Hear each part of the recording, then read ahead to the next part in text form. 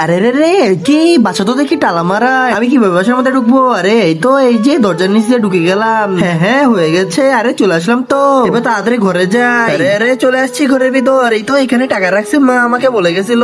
হ্যাঁ, এখানে টাকা আছে, কিন্তু এটা নেওয়া যাবে না, এটা আমার মায়ের টাকা। আমি আবার সব জায়গা দিয়ে বের হয়ে চলে গেলাম। হ্যাঁ হ্যাঁ, এবার দোকানে চলে যাই। আরে রে, দোকানদার কাকা, কি অবস্থা আপনার? ভালো আছেন নাকি? আমার কিছু খাবার লাগবে, আমাকে কি ফ্রিতে কোনো চকলেট খাবার দিতে পারবে? আরে রে, কোনো খাবার টাবার দেওয়া যাবে না ফ্রিতে মেরিতে? আচ্ছা আচ্ছা, তাহলে আমি চলে যাই। লাগবে না আপনার থেকে কোনো খাবার? আরে আরে রাজু, তুই চাইস না, তোর জন্য একটা চ্যালেঞ্জ আছে। আরে কি চ্যালেঞ্জ? তারপর যা হয় তা দেখলে তোমরা চমকে যাবা।